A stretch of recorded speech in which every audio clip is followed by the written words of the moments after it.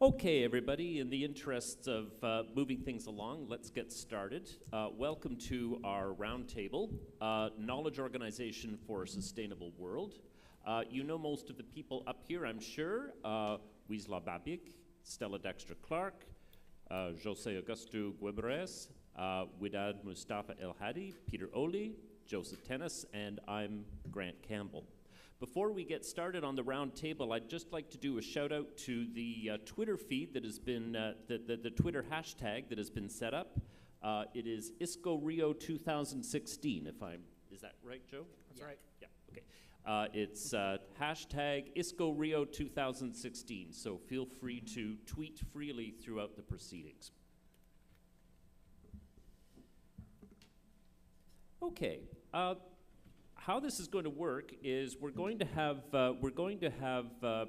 it's centered around basically one short question and then two slightly longer questions. I'm going to ask Jose Augusto to address the first one, and then we're going to move quickly to the second and third in order to get things to the interesting stuff as quickly as possible.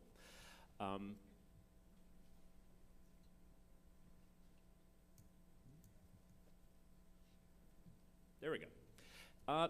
When we were putting this together, the question KO for a sustainable world gave rise to a distinction that I wanted to check out in the Oxford English Dictionary. There is a difference between the word sustain and the word preserve. To preserve is to keep something in its original or existing state, whereas to sustain is to keep something in existence or to maintain.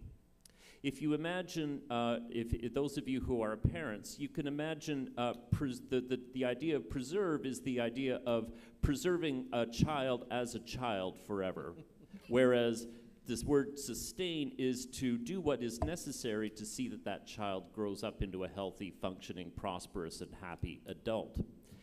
In the interests of that, knowledge organization as a research field and as a community is concerned with setting up systems that can be sustained at a certain level. That doesn't mean that we're rigid and unchanging, but that our systems have to be capable of absorbing change. So, but to look inward at the beginning, the question then becomes, how does knowledge organization as a field and as a community adapt to change? Jose Augusto, could I ask you to address that briefly? Well, I think that a first point to think about KO adapting to change is considering different cultures, recognizing different cultures, and trying to get a background on them in such a way that those systems can have trust. And also, it's important to know that we live in space and time. So adapt to change could be considered a way to be in different times, in different ways. If a system is immovable, if a system believes that there are one only truth, and that this truth is for the whole life, it's very difficult to talk about sustainability, because change is something inherent to a KOS. And adapting to change, so now specifically answering your question, Grant, I think we adapt to change when we recognize that diversity and change are themselves inherent parts of society, and KOSs are reflect of those societies. Okay, now picking up on that, it's all very well to say that we model we model what is needed for a sustainable world. But the question, to bring up Joe's point earlier on today, we're not flashy, we're not sexy, but we're important. It's important to then ask ourselves, where do we actually touch the world beyond knowledge organization? Where do we actually have an influence? So I would like to ask, starting with Widad, can you give an example of an instance where knowledge organization made a difference? Could it have been a realization of an efficiency, a correction of injustice, facilitation of new voices, the empowerment of people who've never been empowered before? Where do we touch the world? Okay, thank you, Grant. I'm sorry,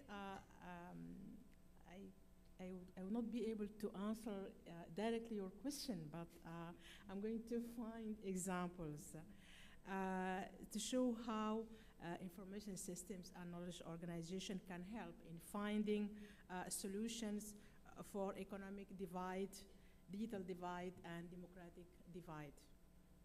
So I would focus on some examples. I think the main role that information science and knowledge organization can play is exemplified by the digital libraries. And I think this is one of the most sustainable systems helping in that respect. But I think the two examples I'm going to give is Gutenberg, whose slogan is, let us, what is it? Where is it? The slogan. I'm sorry. Yeah, let us break the barriers of ignorance and illiteracy. The second example is the Grande Bibliothèque Nationale, that is the Gallica in France. But one of the most interesting projects that are underway is a project which has been presented last year in ISKO Rio by Marsilio De Brito and Caribe about the imaged OPACs. And the imaged OPACs, the experience was conducted by Marsilio and his colleagues on deaf people. And it seemed that it gave very good results. This project presented in Rio last year, it's a project on which we are working right now, Marsilio De Brito, Simone, Vieira, Professor Maya Zimmer, and myself. And if you want to know more about this experience, I recommend attending the presentation this afternoon. The second example of, the second example, as the second category of examples is the e-research infrastructures. Although it is not for excluded people or for economic or digital divide, it is for e-research and digital humanities research. For infrastructure. And again, digital libraries are going to play a major role as virtual research infrastructures for the humanities or for e-science. But the e-science, we know that we have databases in chemistry or in biology for ages. So the new thing is the Digital Humanities Initiative, and these research infrastructures for the humanities are very famous in the context of the European Union. So I have many examples, Daria and others. Daria has had its agents in all the European countries who are members of Daria. So if we have time, I can show some slides concerning these big research infrastructures for the humanities and the role that digital libraries can play. Thank you, Widad. Peter. Okay, I would like more to speak about problems.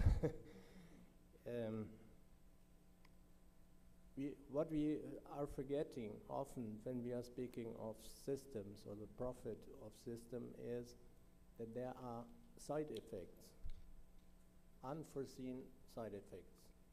And even if you have a good knowledge organization system, then you must keep in mind it is time consuming, it costs manpower, it costs energy, and it is consuming some precious reserves, the ships, for example, and so on. And whatever you are doing, there is a counter effect. And that's how I'm seeing with knowledge organizations. It's the same with the whole information industry. And then knowledge organization systems, in the beginning it was stated somewhat, they are somewhat conservative. Knowledge organization systems, they are describing information that we have already, that we know already. When I was looking for a talk I had made, I do not know when, 10 years ago, 5 years ago, I was going in a retrieval system. But in principle, this was not necessary. If I would have looked in my shelf, I would have found it also. So the knowledge that is treated by knowledge organization system is in principle conservative, but if it should help for sustainability, it must be a problem-solving system. And that is really difficult to find it. If you are applying data mining, deep data mining, that might find something new, with new evidence that is not the normal structure. If you are applying Google, you are getting the mainstream knowledge. But what is needed is knowledge that is unforeseen, that are outliers, and so on. I remember a situation, a discussion with a Nobel Prize winner, and he was asked, did you use library devices and retrieval systems? And he said, no, I didn't. But anyhow, there are some good examples. I remember a discussion with Nilamigam in India, and he said systems that can give information about a tsunami who is coming quickly and is available on mobile devices, that might be very important.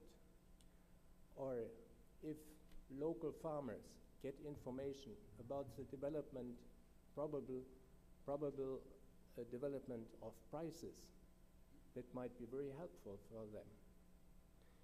And there are even some other examples to collect indigenous knowledge on natural medicine. That is very important, but the side effect, will it be controlled by big stakeholders that they have the copyrights? That's the other problem.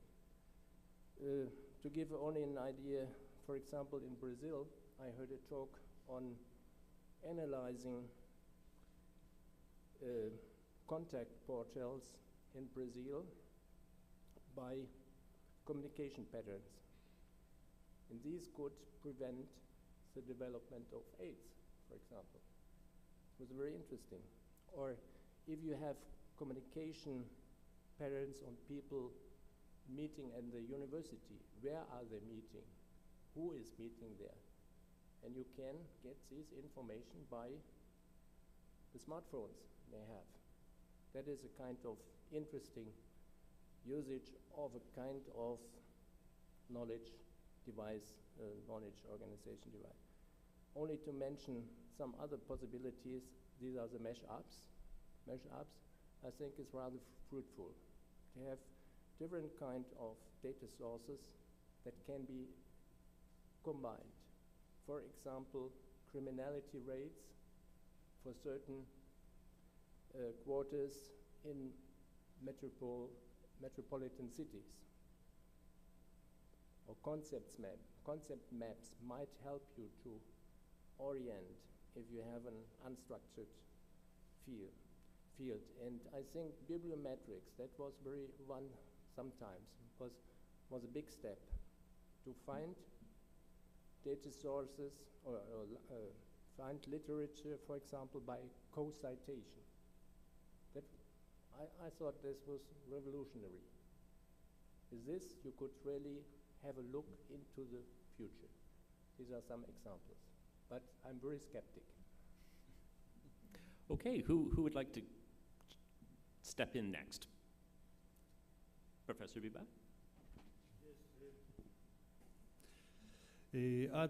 I would like to contribute to Peter's proposal. In my opinion, we must know that we have determined possibility to receive information. We should produce good quality information. To solve this problem, in my opinion, we should combine a new domain, information and knowledge ecology, with knowledge organization. The first offer some instruments for sustainable development of knowledge organization within information society. In my opinion, it is very important, and it will be made in many platforms. Thank you. Stella? Okay. Hello again. Finding a relationship between KO and environmental sustainability. It's a challenge, there's a difficulty, because I would maintain the benefits of KO are always indirect. I mean, knowledge organization, it's fun to do, you know, you enjoy it yourself, you get pleasure out of just the sheer act of doing it. But actually demonstrating its economic benefits has always been a challenge to show what has been gained, because it's indirect. I mean, you cannot take a KO and sprinkle it out of your weed killer, your watering can, and make the plants grow better. If it was KNP, potassium, nitrogen, phosphorus, you know, you might do something in that line, but KO doesn't directly make the plants grow, because it works on the brain. First of all, it has to do something for the people, and then the people have to do the work, find the applications, and produce environmental benefits, economic benefits, and all these other benefits. And so if 50 years ago, if you asked me, find examples where knowledge organization has helped, it would be so easy, because almost any scientific development or economic development or political development relied on people going to libraries or being served by librarians who had organized lots of the lessons of the past and were able to give them the answers. They went to retrieval systems, and only by accessing the stored knowledge in something like a library that had been classified and indexed by people like us, only then would you gain the knowledge which would allow you to do the good research, to find the benefits, and to make the people aware of them. But nowadays, as was said a few minutes ago, you said, did you go to a library to do this work? Oh no, I didn't need to. I just looked up Google. You know, I can just look up Google. And in Google, actually, they employ hundreds of a breed called taxonomists.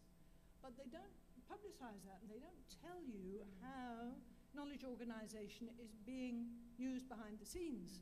As far as the public is concerned, and the politicians and the people who put up funding to our universities and to our researchers, as far as they're concerned, well, libraries are not quite so essential now as they used to be. Why should they bother funding us? There is a danger that if people, society at large, doesn't have a perception that knowledge organization is really valuable, then we won't get the resources to keep the field alive, prospering, and developing.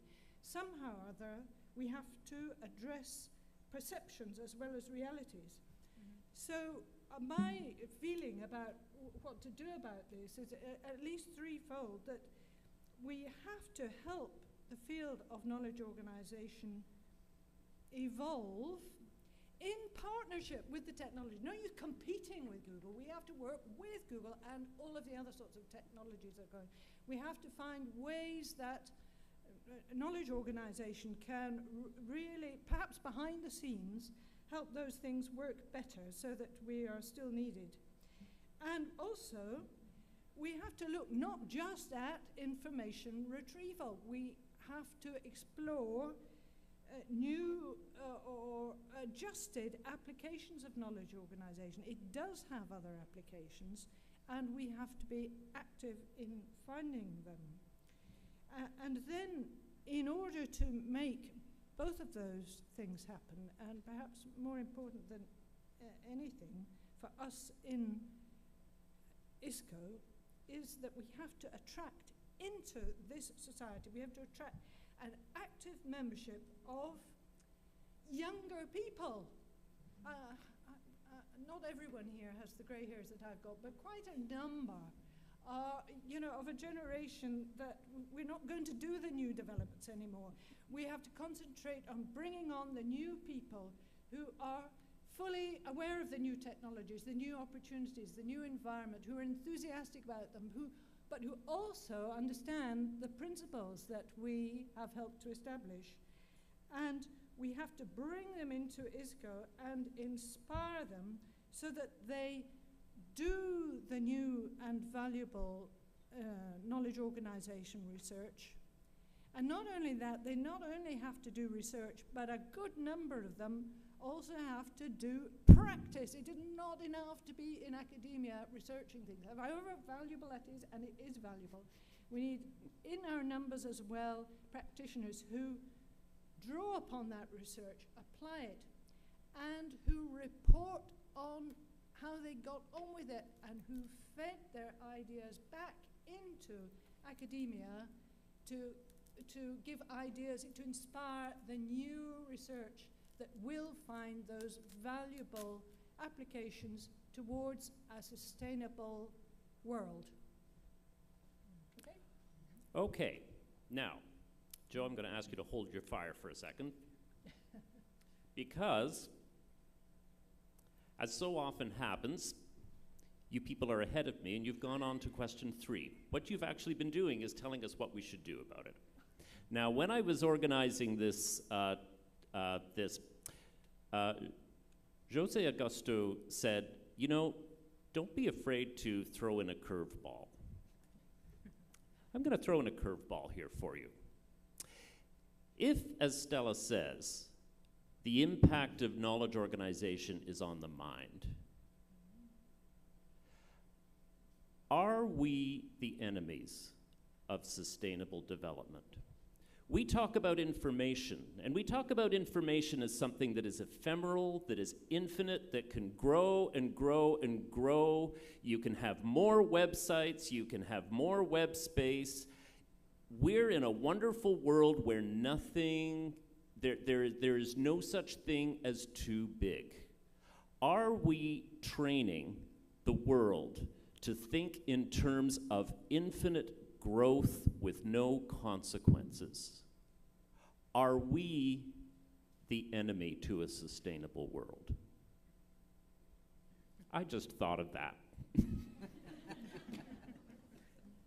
You go. Me? Yes, you. You're the president.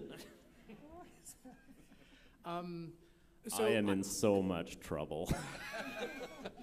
I have a couple of reactions related to that, and I think I'll be able to address your concern that just popped up in your mind. Increasingly, if not entirely now, the work of knowledge organization, the practice of knowledge organization, is carried out in a digital environment. A digital environment is built on batteries, cords, cables that run underneath the ocean to different continents. The digital world is built on air conditioning warehouses that contain tens of thousands of servers. So when we carry out our work in a digital space, when we say that we are able to represent and organize bits that are also bits of writing or images or whatever else it is that we have as documents in front of us, we're doing this in a very physical space. This is a preoccupation of our colleagues at UCLA, Johanna Drucker, Françoise Bachette.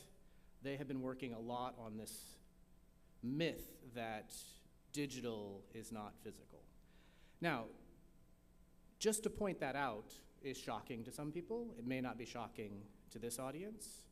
But what I think we could take further is the link between that very real, very large built physical environment and start to inventory the resources that are necessary to do the work we do, which we think is only mental perhaps, because it is actually very physical. We benefit from that infrastructure and don't have to be preoccupied with it. But to go back to, I think it was a '94 paper that Bewer wrote, Hjorland, our Dr. Hjorland, related to the evaluation of knowledge organization systems. I believe his materialist claim at the time was that if we could demonstrate that there was a link between the way we represented items and the way they were used by scholars through citation, we could then say that we had identified the correct epistemic potentials in our indexing practice, in our classification practice. The same seems true even in physical metrics. We might be able to even see resources move in a digital space if we decided to track them, or even a physical space from request based on our ability to organize and represent and actual use. That's one thought on sustainability in relationship to this. The other preoccupation that I have, and I'll say this is twofold, is we need to have a very clear distinction in my mind between the practice of knowledge organization and the scientific discipline or the scholarship of knowledge organization. I do think, let me say it the positive way, I do think both communities need to communicate, for sure. I don't think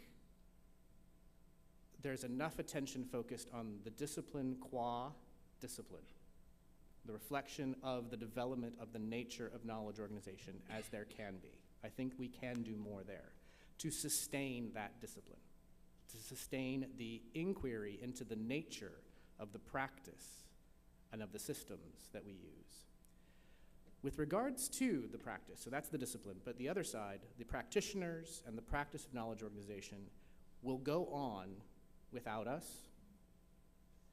It will go on by other names. It currently goes on by other names. It is very simply a problem-solving activity.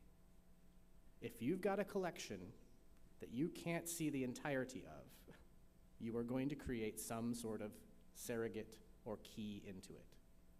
You're going to solve a problem, very simply. What you will not do in that context is benefit from the 150 years of scholarly reflection on that activity. You will make mistakes. You will have to re-engineer. You will have to redesign processes. So there's a different, we can think about sustainability in this context in two cases. The problem-solving activity of knowledge organization will continue, right? And again, it's not preservation, as you pointed out, right? It will just happen. Google does use taxonomists, right? Google does use Wikipedia. What I am preoccupied with is the scholarly reflection on the nature of that and the systems that we have and how it impacts us as a discipline. Okay. Let me ask, let me open it up to anybody who wishes to address the question that I asked. Jay? Yeah. Well, Joe mentioned something that I especially consider very important. It's the question of representation. I think this is one of the major issues we have nowadays in our field. And thinking on representation in a context of sustainability that demand us to think about many dimensions. For instance, what we are representing. To whom? When I say to whom, I'm thinking in a plurality of communities. Are we representing this? How we are representing it? In what contexts we are representing this?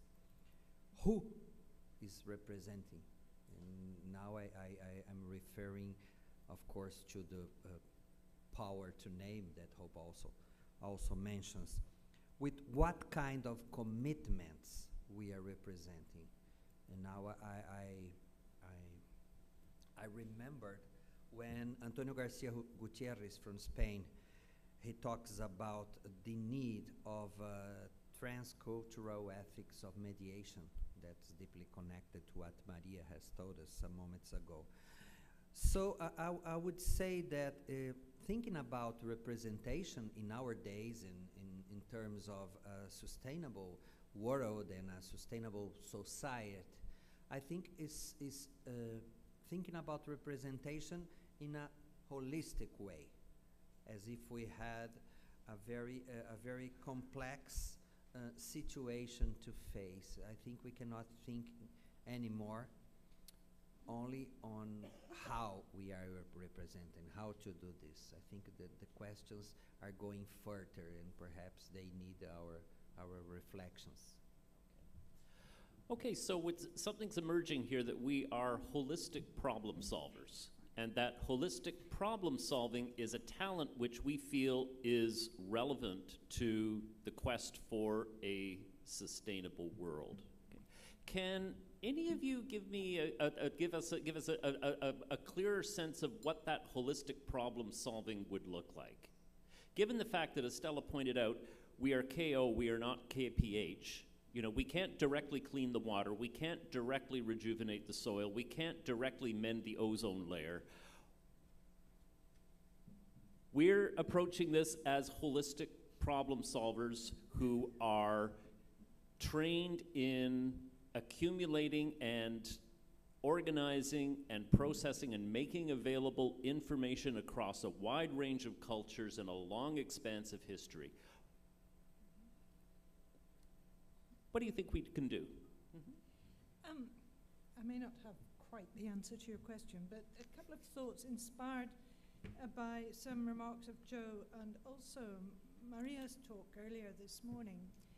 I mean, Joe pointed out that in many ways, we're in a digital world. There's all this digital stuff around. And so much of what we do is reliant on digital computers doing the analytical things that digital means are good at. And if you look back on our knowledge organization research and methods, a lot of it has been ever so analytical and scientific. And all that stuff that appeals to the left hemisphere of the brain, that the thing that processes and crunches and works out rules and formulae and things and analysis and does stuff. But these problems that have been brought up a couple of times, at least this morning, of cultural integration and dealing with cultural concepts. That is actually right hemisphere stuff. That is analog stuff. Analog systems were built to cope, with that kind of thinking. And a lot of the difficulties in integration of culture matter in knowledge organization systems have been to do with digitally developed style analytical systems, bridging some sort of thing.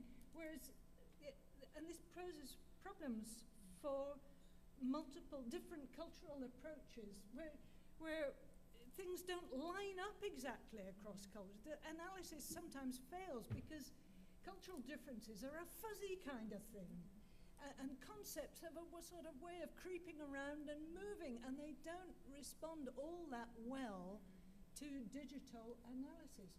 So what I'm kind of groping at, and I haven't got words for it, I haven't got an answer to this, but I'm just groping for a way, have we got a way of addressing problems of cultural diversity with analog processes, partnered by digital processes? They've got to be. But can we bring that into our systems somehow?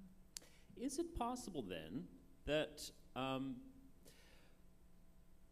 what José Augusto said about holistic attitudes, is it possible that one of the benefits from that is that in a world which is increasingly digital, we're displacing the physical consequences away from ourselves, aren't we?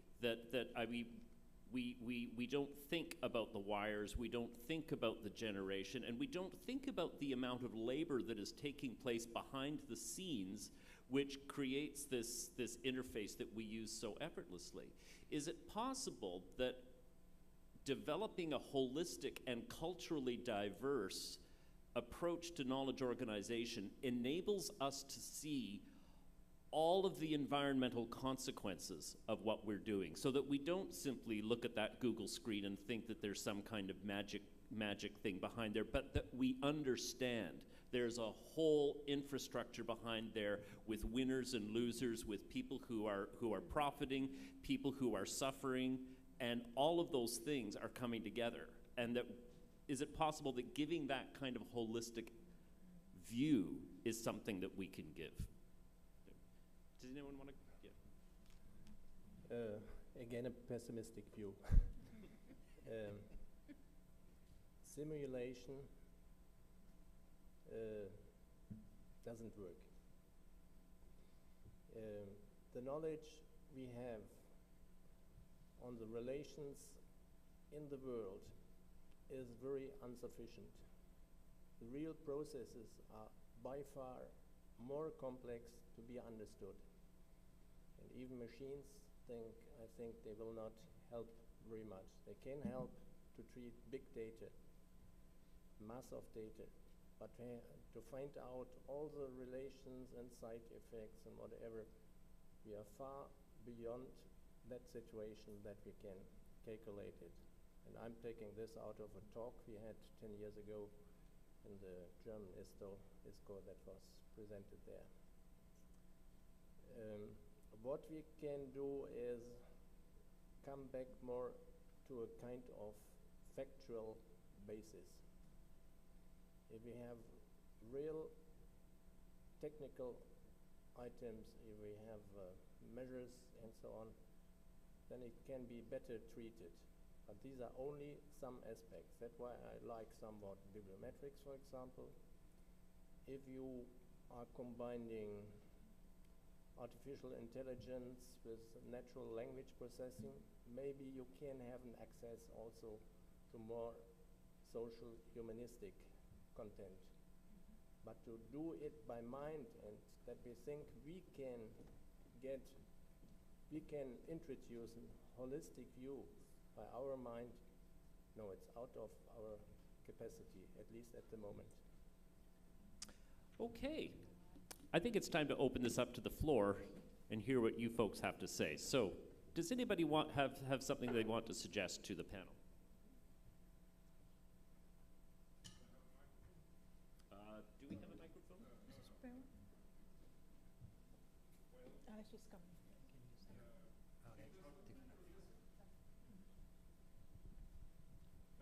Inge Traut-Dahlberg said that knowledge organization is a science of science, and I agree on that. So what we have to do is to make knowledge organizing system that helps scholars to organize better information so that the different fields can be retrieved. And the best example, I think, is first medicine. That if doctors are going to decide whether some treatment is efficient, they need to be able to retrieve the relevant literature. And my claim is that still Medline is better to retrieve medical literature than Google. But if we do not consider the philosophical issues in better than Medline does at the moment, it will not take a long time before Google is better than the National Library of Medicine. So we have to hurry. And if we have to face the sustainability, then we have to make systems that does the same, not just for medicine, but for environmental research and movements and so on. We have to help these people. And I don't think, I know that most of you are interested in universal classification, and my point of view is that we have to make focused Tesawi or systems that helps different domains providing better systems. Thank you. Would anyone like to comment on that? Sure. I think the domain analysis problem has been solved. And I think it's great that you're advocating for it, but I don't think I think we know that if we analyze a domain, we can build a representation of that domain. That's not a wicked research problem anymore, right? It's not challenging anymore. The interest in universal, or, as Jens Erik points out, right? Jens Erik Mai points out, the interest in universal is that it's a very wicked problem to solve, right? The idea of communicating across domains, whether they be cultural, scientific, or whatever, that's an interesting research problem for us to tackle. But I think you're right. We do a domain analysis and we build a thesaurus, and we're done. Yeah. If we look at other disciplines, say it's accounting or architecture, the professional societies control how the practice is done. In many cases, you have to be certified by those bodies if you have to practice in the discipline. So what can ISKO do to enable all of us to become good consultants and also control how the practice is done in this field?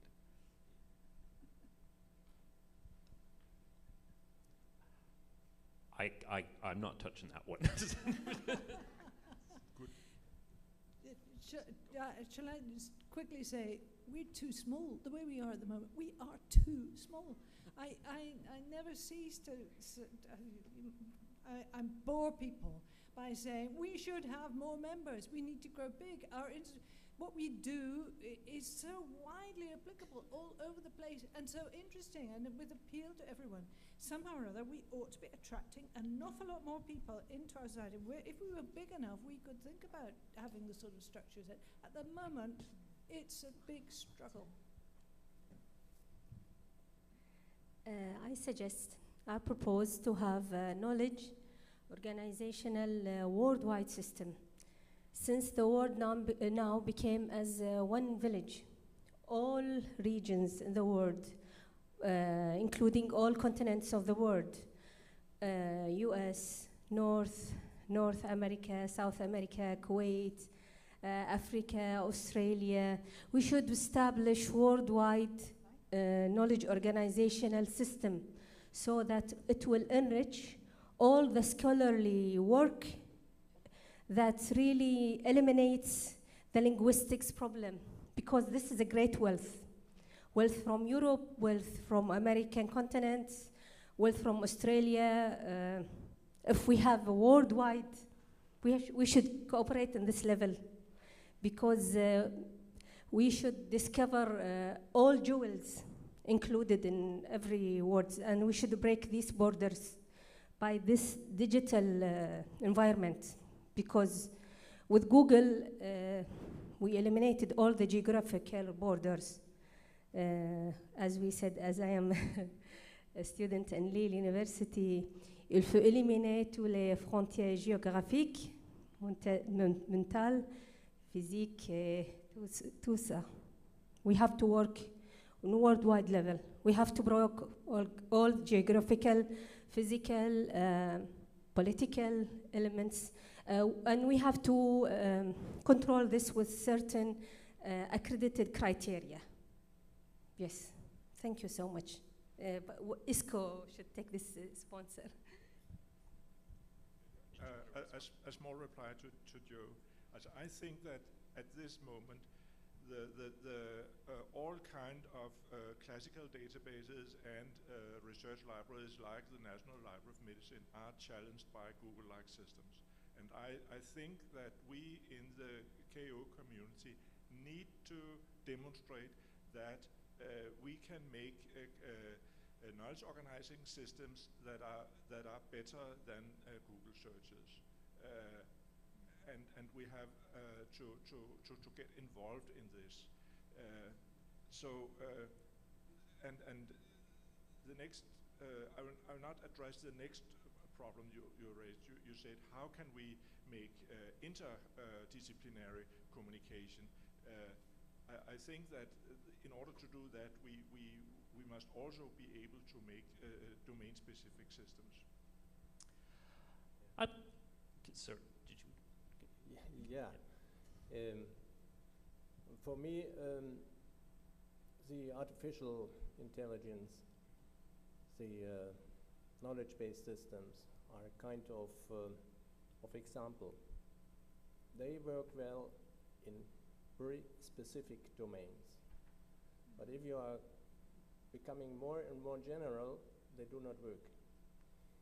And what we are doing with concordances, it looks very nice, but one must know the more concordances you are passing, the more untrue are your results, and so we must be very careful.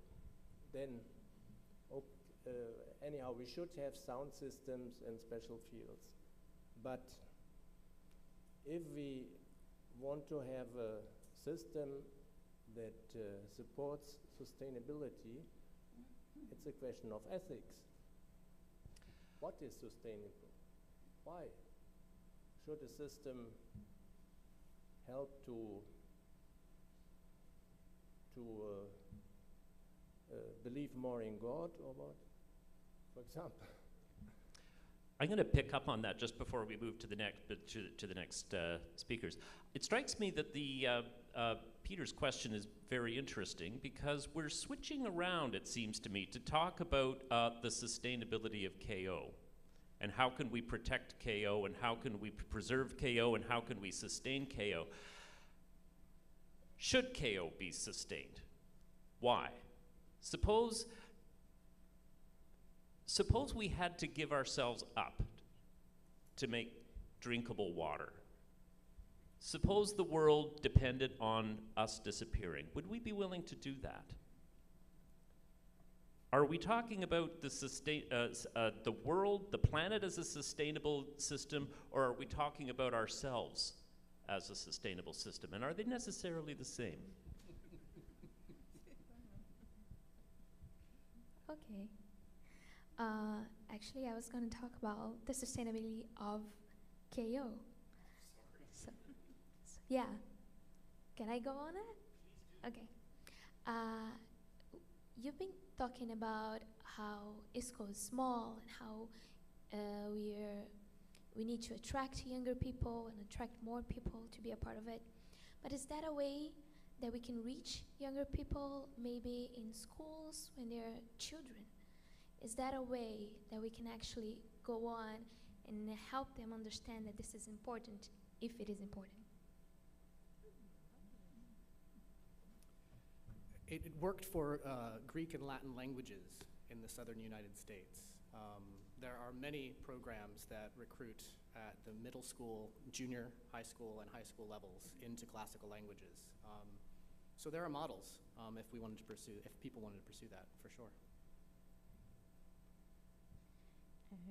In my opinion, knowledge organization is not neutral, and I think that we need work with interdisciplinary areas. And then I think a question: how can we organize a system, more system and research and teaching, more linked with the social and political question of our time and countries? Yes, yes, yes, okay. This is interesting.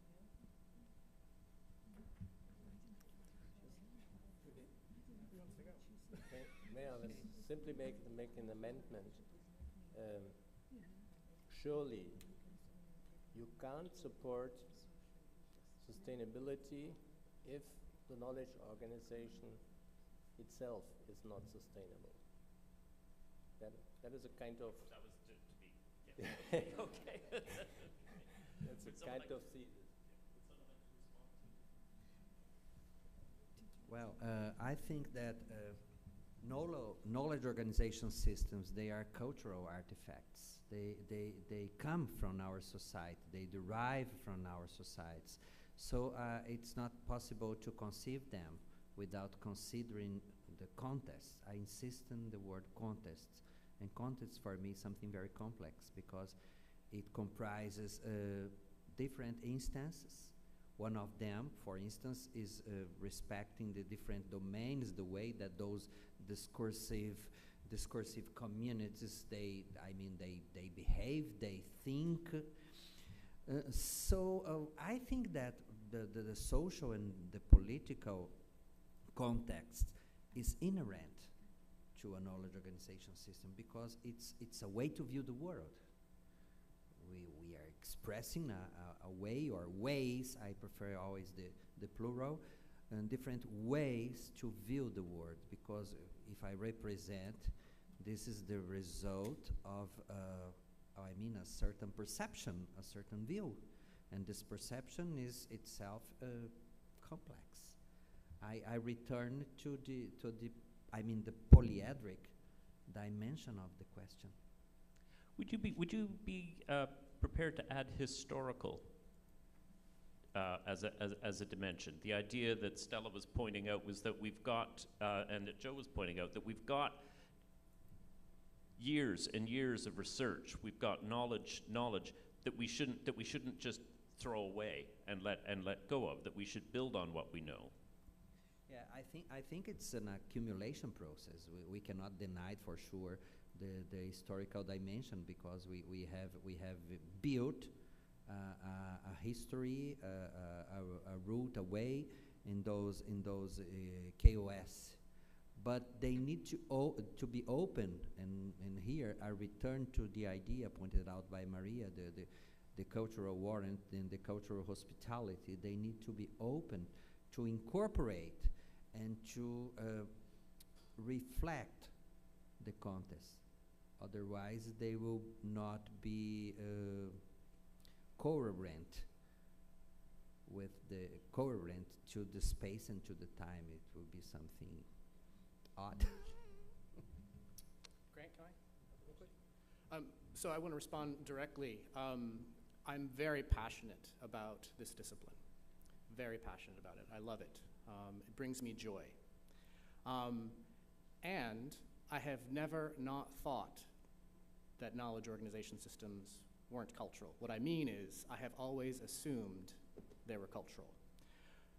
So what I would like to challenge us to do as a field is to take that assumption further and refine it. We have cultural warrant, we have some explorations, we need to know more about how it's cultural.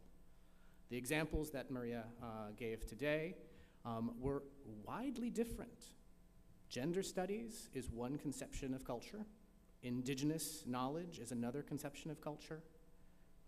Just to say that those two things are one culture, or that those things comprise cultural differences, I don't think is deep enough. I think we need to go further, and I think we can go further. Because there are nuances there that will expose the differences in knowledge organization systems in indigenous contexts, in gender studies contexts, right? I think we can go even further, as long as we move beyond the assumption that they're not cultural. They are, I think. And I think we can move then, we can advance the field by taking that assumption and moving forward.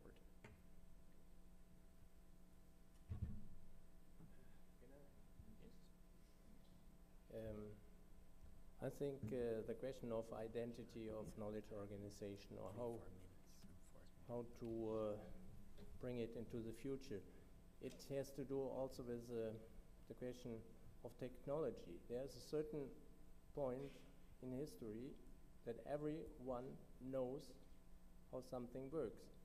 When I was beginning to study, then the computer was a very new thing. How does it work? What is in a computer? How can you address it? How should you write a program? That is no longer a question. People are using software without asking how does it work. It's normal that one knows how it works. In former days, you must be informed how a bicycle is working to be able to repair it. But now it's no longer a question. A bicycle is a bicycle, and you are using it. And in programming, for example, there are modules. The modules are working, and you are combining them, and it's becoming more and more complex, and it works. Or an aeroplane, you do not know all the special features of an aeroplane. No, it's an assemblance.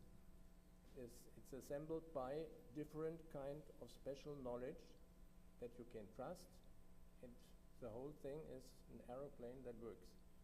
And I think with knowledge organization it's somewhat similar. There are questions that are solved. Everyone is using it. Why should he know that it is knowledge organization? Why should he refer to Dahlberg or whom? Everyone knows category systems, how to use them,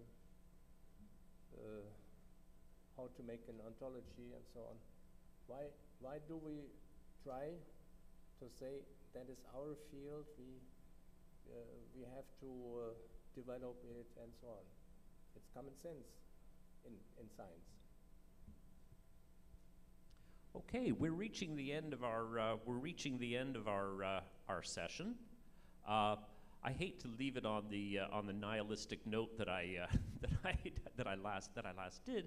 Can I suggest that in fact perhaps one of the things that ways we contribute to a sustainable world is through a commitment to justice and access for those who have previously been denied, a holistic problem-solving approach, access to the wisdom of practitioners and access to our history, awareness of the problem-solving and the dangers and the limitations of our systems, an awareness of the physical nature of the digital systems that we use.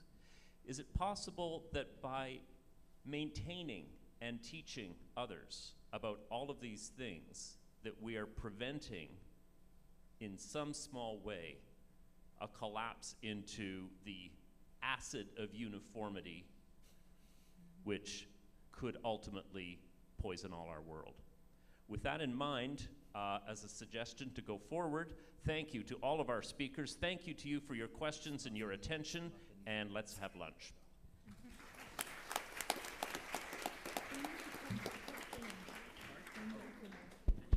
Well, I'd like to tell you that the lunch will be served now at the lobby. We'll have a lunch there.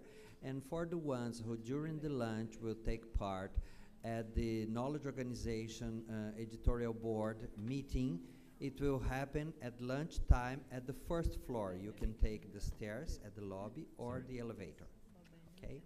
Have a nice lunch.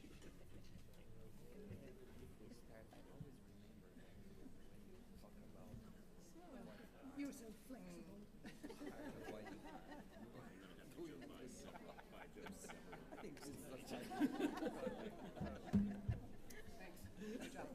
Good job.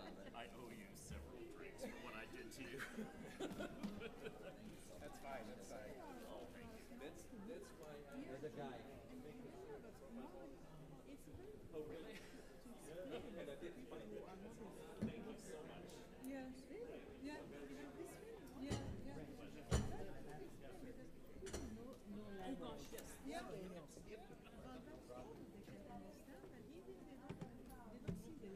Yeah. Between us and others. I have to work on it. Oh, the image of this water. Yeah. I have time to go through what we can do with all this for Yes, yes. The idea is to provoke. that we are in the heart of things, in the heart of this big recession discussions. Thank you. We got a certificate. So because it's not as far as technology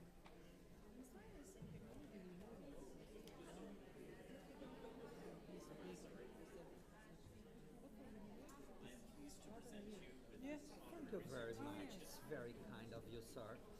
Thank you. Brent, you did a wonderful job. I really appreciate that because you have such a capability to make a brief